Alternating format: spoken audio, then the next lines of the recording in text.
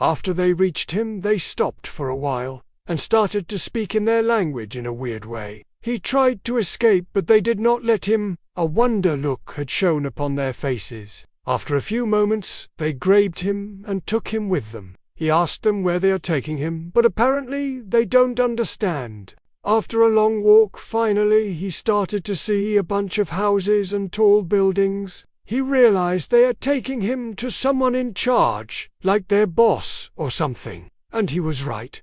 He sat down with a person wearing a crown and began to speak with human language. The guy smiled and felt a little of hope. He explained everything about what happened, and that he wants to go back, and that his name is Lucas. The King Oberon have calmed him, and welcome him and start to explain this world in every detail, and told him that every 100 years, a portal between your world and ours is open, and as soon as a human walk near, he would get fascinated by it and enter to become one the heroes in our world.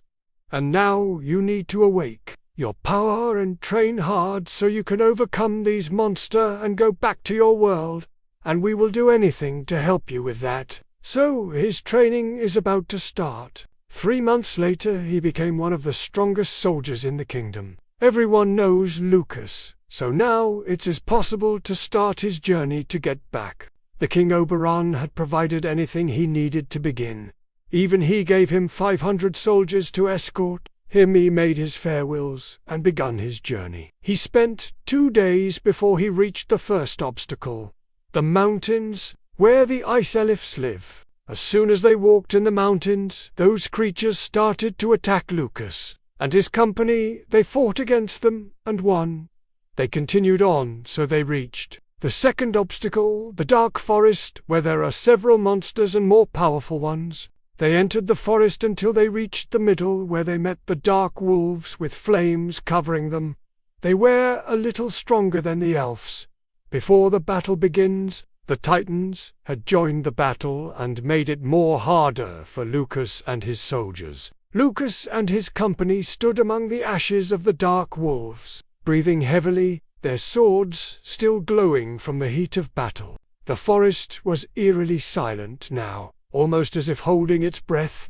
Burnt trees crackled, and smoke curled through the air, but Lucas felt uneasy. The deeper he went into this world, the more distant his own world began to feel. As they exited the dark forest, the path ahead grew narrow, winding up into jagged cliffs under a black sky. The air was thick with magic. Here lay the final obstacle, the Rift Valley, the very place the portal was said to exist. It was surrounded by colossal statues of forgotten gods, long, broken, and crumbling. The ground trembled. Suddenly, a presence emerged.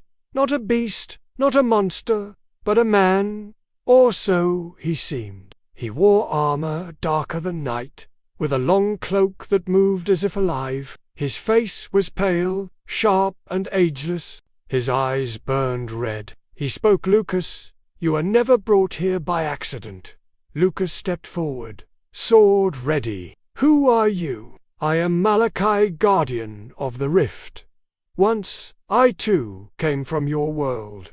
I fought, I trained, I became a hero, and then I learned the truth." Lucas hesitated. "The portal is a trap. Oberon needs heroes from your world to fuel his realm's magic. Every 100 years, a human is chosen not to return but to become a source of power. You were never meant to leave." Lucas's heart sank. His mind raced back. The smiles, the welcome, the training, the kindness of King Oberon. Was it all a lie? "You're wrong," Lucas growled. Malachi smiled sadly. "I thought the same. I trusted them. I led armies. But the day the first reached the rift, I was betrayed. My own soldiers turned on me, bound by ancient magic, you will see. And then it happened, one by one, Lucas's soldiers turned, their eyes glazed over, red and lifeless. Puppets of the kingdom, I'm sorry," one whispered, right before drawing his sword against him. Lucas had no time to mourn. He fought through the betrayal, cutting down those he once trained beside, shouting in agony and rage. Beside him, only a few remained: a truly loyal magician named Elira and a warrior called Thorn. Together, the three pushed through the cursed valley, losing blood and hope at every step. Finally, at the edge of the rift, the portal shimmered a tear in the sky, humming with blue light. King Oberon himself stood before it, regal as ever, but his crown now glowed with runes Lucas had never seen. "I am sorry, Lucas," Oberon said, his voice no longer warm, but cold and distant. "You're too powerful now to be allowed to leave." Lucas fell to his knees. "Why? I trusted you, I served you, and you did well. But every hero fuels the next. Your power will keep this realm alive for another century." It was Elira who struck first, hurling a bolt of white lightning toward the king.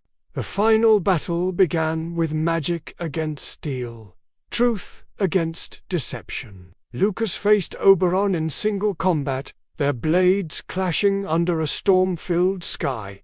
Time seemed too slow, and in a single moment, when Oberon was distracted, Lucas thrust his blade deep into his chest. The king gasped and smiled. "You truly are the strongest." With that, Oberon fell. The portal pulsed violently. Elira was dying. Thorn was gone. Only Lucas stood, covered in blood and ash, before the portal home. He could leave, but he looked back at a kingdom now crumbling, at people who would suffer without a king. He stepped forward, but not into the portal. Instead, he turned away. Years passed. Lucas became the new king, not by crown, but by legend. He rebuilt the kingdom not on lies, but on truth. He opened the portal every 100 years. Yes, but not to steal, only to offer a choice. And back on Earth, a story went untold about a boy who vanished one night and became the savior of a dying world. They never saw him again. But sometimes, when storms light the sky and winds howl like wolves, someone whispers the name Lucas, and the world listens.